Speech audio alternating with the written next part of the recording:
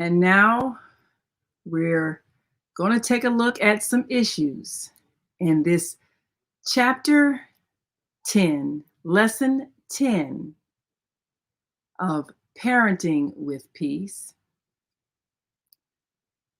Ages 12 through 14, that is a very critical age. It's the onset of puberty, a little earlier for female children. Male children may be a year or so behind. But either way, it's a critical time in their lives. So we're going to take a look at some of the challenges with helping your child through this process of development of their sexual identity, development of their personality, and handling the biological change in their bodies. So we'll be talking to Dr. Debbie Green, and we want you to consider some of the things we've addressed earlier in this lesson as it relates to how you are identifying with this child and perhaps reviewing your own challenging pubescent period of life. How can you be supportive of your child as they emerge? And remember, this is now the stage where you are seeking to learn who they are. And so it's critical to listen and observe. So welcome, Dr. Debbie Green, to Parenting with Peace. And thank you so much for addressing this issue in lesson 10 as we look at the ages of 12 through 14 and help parents to navigate this very challenging period. Yes, yes. Thank you. It's an honor to be here. Now, one of the things that comes to mind, this is really a time when the biological changes happen. And there's a natural evolution toward adulthood, which means the sex drive, the sex urge. What are some of the things parents need to look for when it comes to body changes that are going to happen, say, first with their girl child and then with their boy child? How will they see the transition happen? Okay. Well, one thing that's really important in doing these ages, again, between 12 and 14, um, we can address the girl gender first. Females usually develop a sense of awareness way earlier than boys, so they kind of, they can get very rambunctious as well.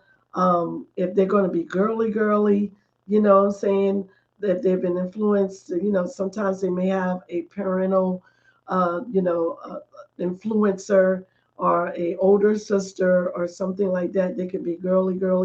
They may go into that direction. And when I say girly, I'm talking about, real particular Makeup, about what they put hair. on. Yeah, because they're starting to really feel themselves. They're starting to really bloom. All the hormones and everything are racing, and they feel their feminism, what I'm saying, more Yeah, so yeah. than most, and that's one side of the coin to look at that. And again, with that particular side of the coin, they are very open to just discuss what they feel. Sometimes they get overly anxious about what they feel and what they're going through during these times as well. They start having peak interest in the opposite sex, Mm, um, wanting to know more about the opposite sex, and also dealing with the external influencers, such as social media, peer pressure. School is an external influencer, how other little girls dress, you know what I'm saying, and who has the most attention from the little boys. So they tend to, you know, look at that type of situation. And if they are suffering with any low self-esteem, Naima, Mhm. then you tend to they start to dwindle, which means I'm not pretty enough, you know, because they're comparing themselves to, you know, their counterparts. You know, they see another little girl that has a little more advantageous to what she feels, and she's more expressive or whatever. And that's something they want. They desire to be that, but you know, because of their feelings of inferiority, they may not, you know, go in that direction. So sometimes they get closed off, they get idolized, you know, they feel isolated, and you know, they have a little turbulence right there again because of you know, the frontal lobe is not developed until we're 25. So there's no rational reason or you know, logic saying, oh, I am just who I am, I feel good about who I am. And you have, you know, some children feel that way early on, you know what I'm saying, if they were reared in an environment of healthy identification. You know, you have, you know, helping that child identify who it is and feel comfortable who they are, not just who the parents or the other people that are rearing them want them to be, but let them be comfortable in their own skin.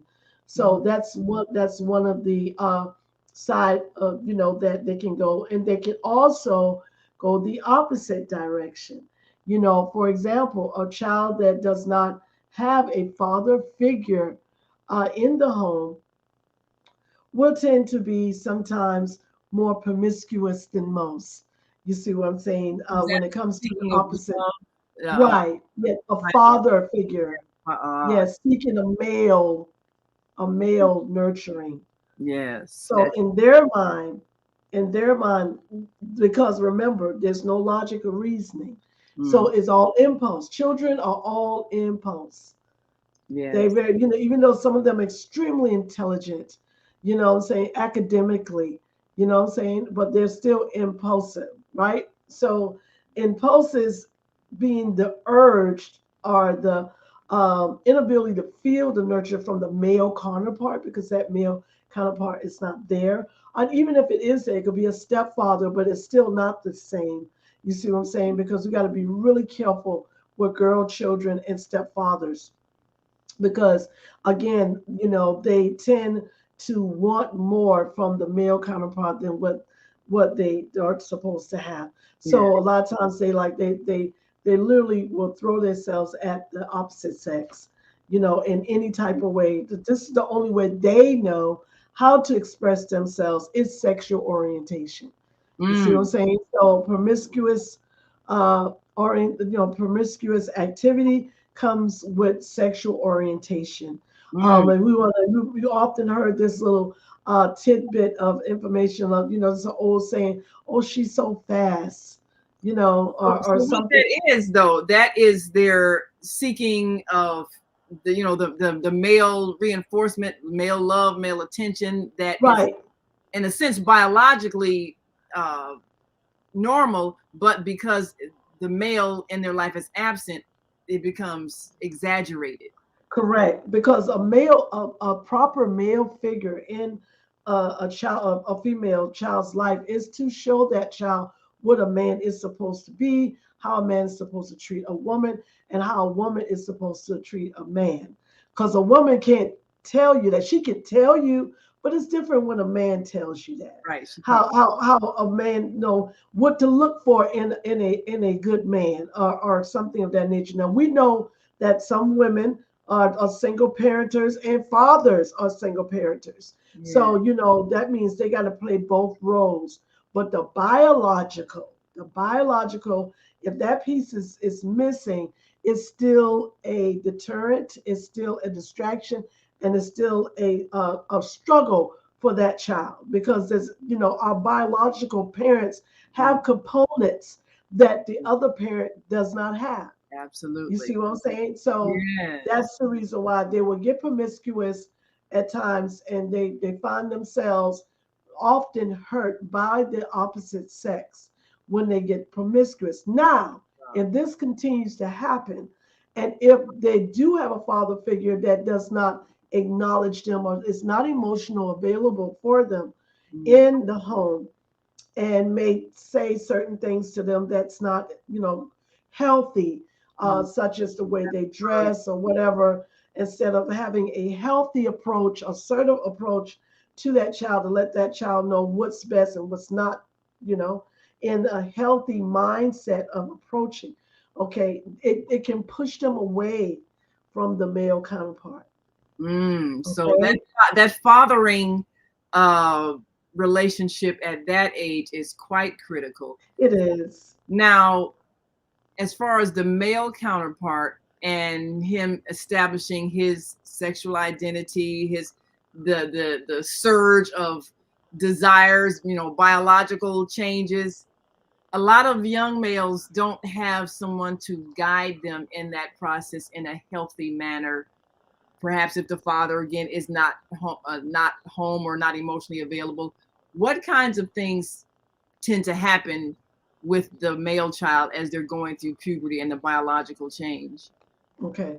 Well, you have several factors in that situation, just very similar to the gender of the female.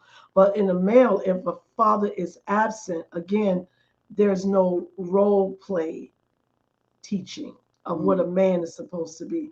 If that father is not present at all, then the mother or whoever the person is rearing that child has to try to, accomplish that job or step in to assist them to know what is a man is supposed to be. But again, a healthy male figure is what they need to understand what a man is supposed to be, far as their upbringing, and being able to mentor that child to understand his responsibility as being a male counterpart in his life. You see what I'm saying? So I'm gonna give you three factors. One factor is that they're present and that the male that is in his life is a healthy male.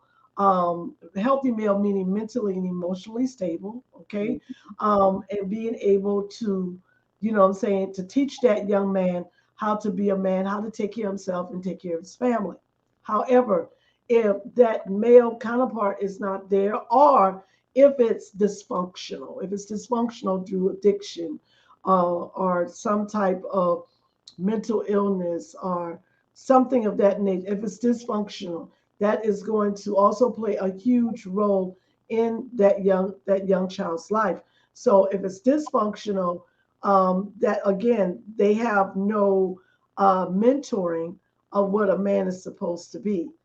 Okay, so if that man is dysfunctional and he then speaks to his child or beats his child or or abuses his child verbally and mentally or emotionally, it will then push that young man away. He's going to hate, he's going to despise the male counterpart. mm. So He's now, going to despise. So then what happens is he leaves it. Either he is going to be again a person. Sometimes they turn out to be womanizers, mm, not taking the family system seriously. mhm. Because if that male parental influencer is abusive to him, there's a good chance that he's abusive to the mother. So in some type of way, So So it that's what the right, son is learning as if he watches a father that's neglectful correct. or abusive to. Correct. Now, this is a fact. This doesn't mean this is not etched in stone. So, some people, when they grow up, they realize I don't want to be like my mother and father, Mm, and then they go a whole different direction. But again, if the influencer influenced the core, which is the way that person feels about itself, yeah. that's when these things start to happen. That person then starts to develop a whole nother mindset and rejection because they feel rejected by the male counterpart. So they either going to go one or two ways. They either be a womanizer or they then cleave. And it's just the oddest thing. They cleave to the man as being a woman. Mm. So they're not the how can I say it? They're not the one that is that's when the down low syndrome comes in at. So we're going to talk about that in a moment because we see a lot, it seems to be increasing in terms of the issues of sexual identity. But Yeah. before we get into that, address, if you will, the influence of the mother and whether or not she's a nurturing mother to a son. How does her personality and her role help in shaping his healthy sexual development and feelings toward women? If there's conflict with the mother, how does that impact his self-esteem and how he relates to females? If it's a healthy role mentor, influencer, healthy, if she is stable minded, hardworking, have all of the traits of a Motivating, responsible encouraging. person, Mhm. then that young man will turn out to, because he's a young man, starting 12, 13 years old. They're young people, but they're also going into manhood. So Yes. so he will more so respect the female gender more so than being a womanizer or going to the opposite sex to find nurturing. But if that female is influencer is unhealthy and dysfunctional, such as drug addiction, criminality, or some type of untreated, even mental illness, abusive, sexually molestation, any of those things, it literally destroys the fabric of that mother and child understanding. It destroys it. So it literally, they begin to push away from the female gender. They either don't take them seriously, look at them as pawns, you know look, and wanting to inflict harm on them in some type of way. So we find them being, again, womanizers that use women constantly. They may even develop where they don't take relationships seriously. Mhm. They may even sometimes, depending on the severity of the abuse, if they are suffering abuse from a female gender, they will go into the homosexuality, if Mm. they've ever, because homosexuality is so many different factors of how that would happen in the younger generation. Now the younger generations, like the ages of 12 years old, can think and believe that they are totally attracted to the same sex. So when it comes down to the expression of sexual identity and sexual orientation, is this pretty much the age where we will see that expressed, or what signs should parents look for if it seems that their child may be expressing homosexuality, and is that something that is detectable early on, or is it more around puberty where the gender identification is more pronounced? It is detected early on, as early as 8 years old. Yes, you may see your child cross dressing, and most people find it amusing that little Bobby wants to wear his sister's dresses, or put on his sister's shoes, or even put on his mommy's shoes. We see that all the time. Little 3, 4 year olds putting on heels and just walking around in them. We find it amusing. You see what Mhm. I'm saying? And so, but when it becomes a little different is when they start doing this on the regular, okay? Which means you see a consistent pattern of, mommy, no, I don't want to wear this, I want to wear this. And you may see body movement. Body movement starts to change. Mm. Body movement such as, um, being a little more feminine Mhm. than Male, in and the what about rough. with the female in terms of her masculine expression? Because I know a lot of females that are athletic, and seen as maybe tomboys, Yeah. sometimes they evolve as a feminine female later in life, and sometimes they express themselves as Right, homosexual, right. And you so know. that's why you just pay attention. You don't just assume that something's, that something's irregular. You look at the consistency of the pattern. The pattern will let you know if the child is going into any homosexual mindsets or activities or lifestyles. Again, you may see something as early as 8 years old, and it comes sometimes it's a little phase that they go through. They go through a phase, but when it becomes a serious, identity issue, is usually it's getting set in around between 10 and 12. Mm, And then you will then, because that child will start, you're saying, who you pay attention to the friends. If the friends seems like they're more like boys, it just seems like they're more attracted to girls, but it's not where, oh, I just like little girls. No, I want to be little girls.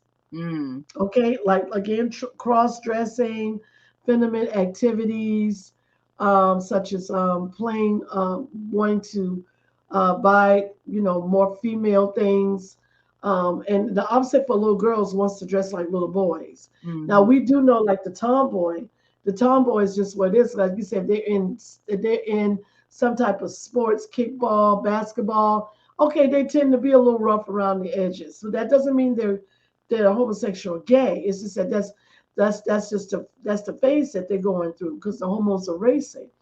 You see what I'm saying? But you pay attention more so to the activities and the choice of people or friends or peers that they want to be around.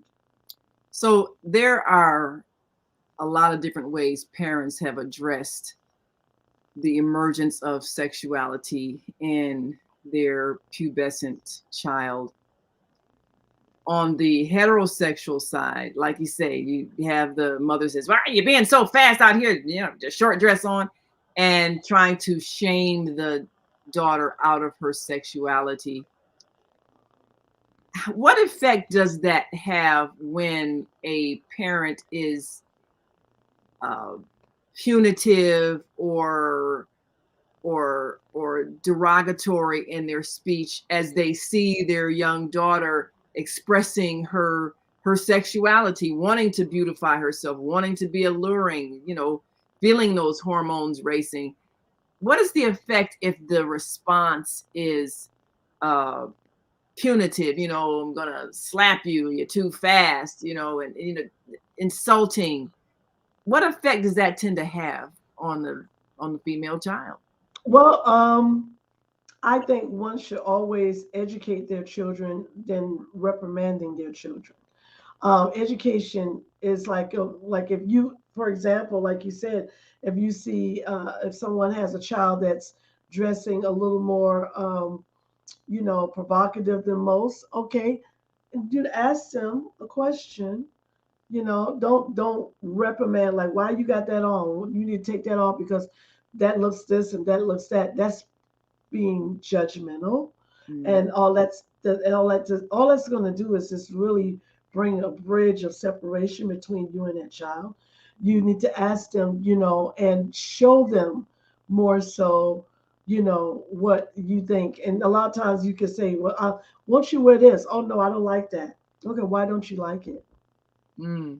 What And is then it listen that and let them. that make you uncomfortable? Right, find out what their sexual orientation is. See, sexual orientation is where a person finds itself in their ability to be expressive. And it's not always that they're trying to get, attention from someone else. It says that this is the only way they know. Self expression is different ways. You got mental self expression, emotional self expression, sexual self expression, and physical. Okay, which means the way I dress is going to let a person know if what's on my mind. Mhm. That has a lot to And do with myself, it. yeah, Right. But then it's not a wrong or right way. You see what I'm saying? who I Because am. I think parents they seem to think the worst before really understanding what's going on in the child. Mm, They just assume that something's wrong instead of really trying to figure it out first. They go back into the assumption, you know. And the only way to really find out is like, okay, tell me what you like about this short dress. What Mm. is it that, how do you feel when you wear it? Ah, You that's know? good. And help, and that way you can identify if it's an issue with your child dressing provocative, and not saying don't make her feel like she's some person on the street or something by Yeah, your words like or there's your something actions. disgusting about her if she's Yeah, one. not don't you don't want her to feel inferior because she's still learning herself. Okay, always realize children are still learning themselves. They're going to be learning themselves just like adults are still learning themselves. You know what I'm saying? So what they want is not just always attention, but somebody just sometimes people just want to dress the way they dress. And if you don't know why they're dressing, you should ask them, what is it about this, you know, these jeans that you like so much, or whatever you may think that is a, because I mean I had a client, a patient at the hospital, and that child loved those jeans. She was Mm. 14 years old, and I asked her mother, I said, does she ever take them out? She said, no, they're her favorite jeans. And the That's jeans were, I mean, they had holes in them, and she your wore them so favorite. much. And I know parents know what I'm talking about. When Yeah, kids get adapted stuff, they just want to wear them. You see that's what I'm their saying? But thing. again, we don't want our younger females to be dressed too provocatively, and you tell them why. It's Mm. like say, I think you look really cute, but can I tell you, can I give you a reason why I don't want you to dress the way you're dressing? So being able to have a Educate, conversation and educate as opposed to educate. reprimand Yes. and Instead of telling them what they're doing wrong, or trying to point at fingers, yes. or direct or So, command, educate. Said, eh, some parents say, "Oh, little girls don't dress like that." Okay, so what are you trying to say? I'm not a little yeah. girl. It's important to say the things right. So now when it comes to we got this fad. I'll be glad when it's over. But it's self-expression. A lot of our little boys, they like to wear the sagging pants, and I guess maybe little girls think it's cute. Yes, But some of them wear sagging pants too. The ones who are, I call them male inclined. yes, yes. So that is a thing, and parents who wish to perhaps steer their sons or understand their sons' fashion choices, is it the same principle that they can educate as opposed to reprimand, insult, punish, threaten, and all that? Because Right. Yeah, you you you to you you understand. you get inquisitive and say, what do you like about how you wear your pants? Mm, Instead of saying, why you got them pants on your, you got your butt out. what is it? What is it? What is it? What does that mean? Yes. Yeah. What? Act like you don't know. Well, you know what it is. Well, let them tell you what it means. And they're like, what are you talking about? Oh, the way you wear your pants. Hmm. Is there a Is that reason why you wear your comfortable? pants? Yeah, yeah. Is there a reason why you wear your pants like that? Mm, And you ask them for because most of the time people follow. They always follow other people. The yeah. majority of adolescents from 12 to 17 are following somebody else. Mm, Every follow. now and then you see trendsetters. Okay, trendsetters is the ones who create their own little style and somebody else follows them. Ah, yes. Okay, those are trendsetters. And those people usually have a good sense of self esteem, a Yeah. self confidence, and they're pretty balanced. Yeah. They don't mind being different because They they don't they mind being accept who different they and they don't care about what people think of them because are. they're going to be who they want to be. Okay, that's a healthy mindset. But then you have those ones that are not healthy that always want to fit in. And remember, in this population, the homosexual population is what they call a no judge zone. Mm. Okay, so they can just slide in there and just be accepted, Well, be that's accepted. another thing and that's one of the things that I think is critical for parents to understand how to respond when your child at this age of puberty is clearly homosexual, and whether they come out or not, let's say they have not come out but you are strongly suspecting that perhaps they are homosexual. Mm-hmm. You see it in their friends, you see it in the behavior changes, hairstyle, all that. What is a way that parents can perhaps, with compassion and non-judgmental attitudes, be able to have that conversation and allowing the child to feel safe to express themselves and define their identity, if that is the case? Well, first of all, they should have that conversation independently and privately. That's the first more. You don't have it around family members, friends, none of that. Okay. Because it's a very delicate situation and you can cause a lot of trauma in a child. So it should be a time where you and that child sit down, usually away from the home. You may take the child out some private place, somewhere where you can talk without a lot of background noise, and just allow them and try not to question too much, but just generalize things. Say, hey, how you doing? I'm just wanting to just let you know that I just want to spend a little more time with you because I see that we haven't been spending a lot of time together, and I just wanted to let you know how I'm doing, and I want to know how you're doing. And most of the time, if you do this on a consistent, you may not the first few times, you may not get the opportunity to really go there, but you have to be consistent with it. And when that door opens, when they start to talk, and they talk about because that's what they did. You have to establish a trust factor. Yeah. And just because that child is your child doesn't mean that child trusts you. Okay. Yeah. So you have to establish a trust factor. The only way to establish a trust factor is to spend time with your child, and just be yourself. Just like, hey, I had a rough day today, blah, blah, blah. Well, how was your day? you Mm. know and then what happens at that point is when there is a situation and a time frame situation where you'll be able to open up that door and say, you know what, I was concerned, okay, let's say child's 11, 12 years old, and you're like, you like going to movies? I know, do you often go to movies? I mean, if this is starting to begin, because some parents allow their children to go on, expenditures, events, dates, or whatever you want to call them, with other children. Yeah. Okay, so if that is the case, ask them, well, who would you take if you was going to a movie? Who would you take? Mhm. You know, okay, he may take Bobby. Okay, but do you have female friends too?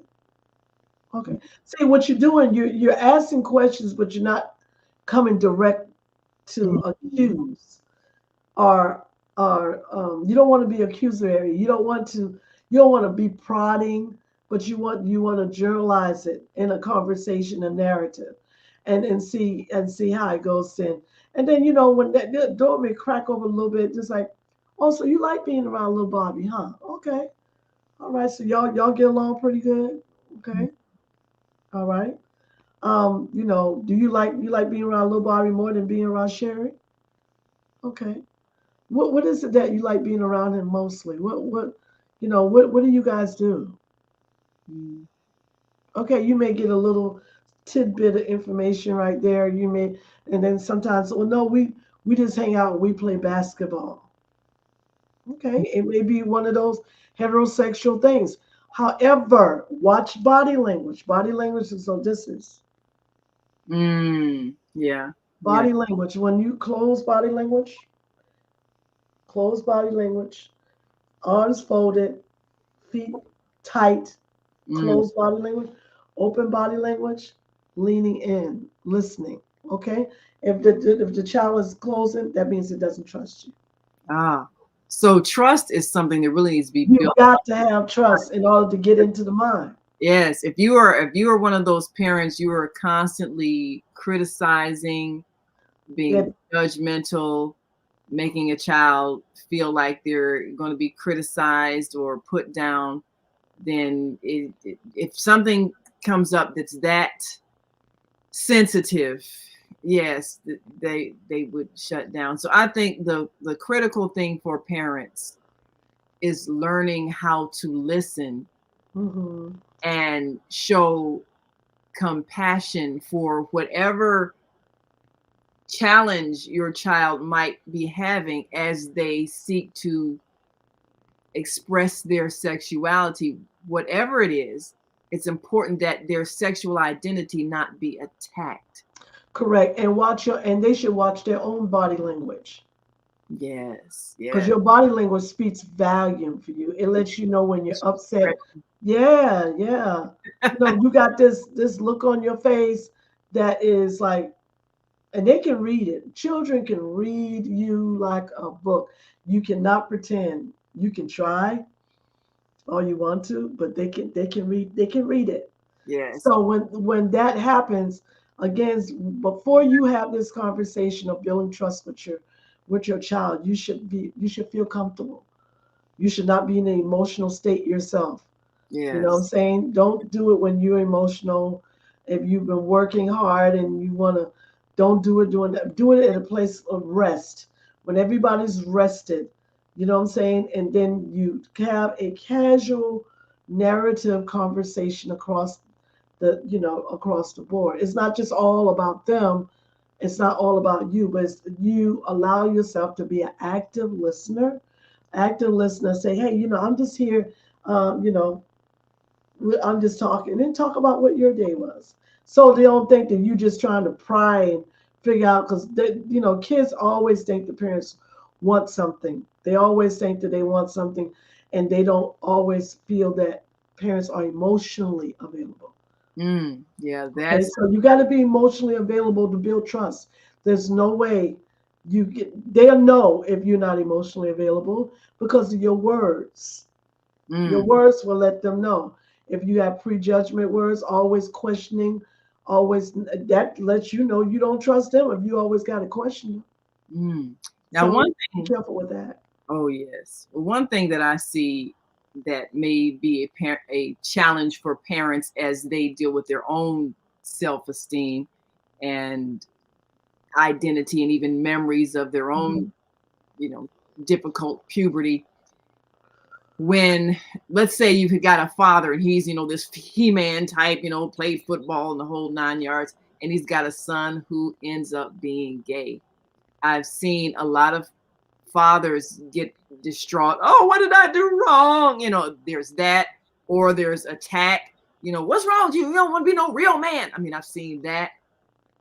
I've seen challenges with, say, with males that perhaps were raised by females and, you know, did not know how to express their maleness, and they may have just been a little feminine in terms of their mannerisms because they didn't have the male counterpart to imitate.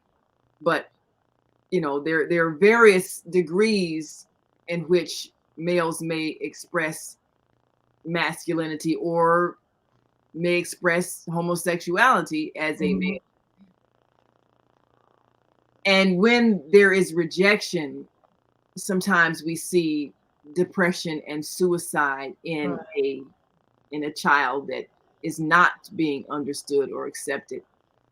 How can parents, if maybe a child is in an environment where one or both parents are not accepting uh, of whatever their sexual identity they've expressed may be, and they may be feeling too fearful to come out, what are some signs of depression that could lead to suicide that parents should be observant about, and how are ways they can step in and regain that trust in order to get the child to speak openly about what may be a very difficult situation and they may have real fears of rejection?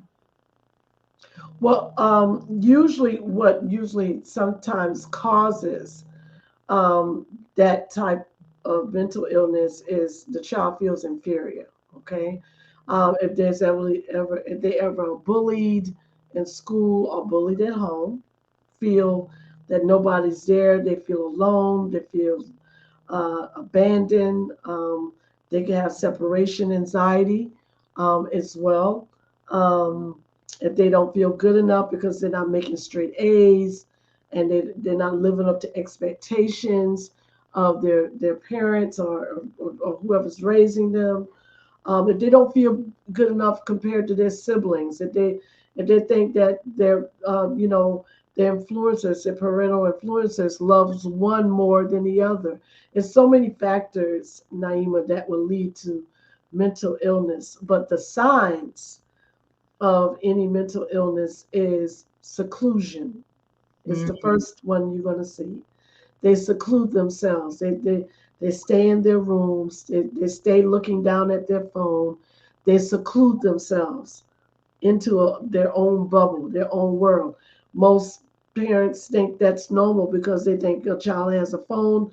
That phone becomes their parent. It becomes their friends. It becomes everything because that's the only thing that they give precedent to. They give all their attention to that phone, to that computer, to that video, because we know that some children, adolescents, they get video addicted to videos because they block out the world. So seclusion is the first thing you're going to see. If this is a seclusion 2 weeks or better, okay, we may have a diagnosis coming on. Okay, two Mm. weeks or better of consistent. That means when you're ready to communicate with them and they just shy off you. I'm all right. I'm okay. You Mm. get the quick answers. Um, you may see some of them, they do well in school because they just don't want you questioning them. But that doesn't mean that they don't have a mental illness. So Okay? seclusion, So cutting them. seclusion is the first thing you see. Yeah. Seclusion. And then it goes from seclusion to then isolation. Mm. Isolation, seclusion is totally different thing. Seclusion is blocking out the world. Isolating is shutting down from the Oh, world. So yeah. now little Bobby is constantly in his room. When he comes home, he don't go to the kitchen. He don't go to no other room. He Straight goes straight from. to the bedroom and he closes the door. Mm. Wow. And his mother, his father will text him, "Oh, dinner's ready." Mm. They don't come knock on the door because this is some people.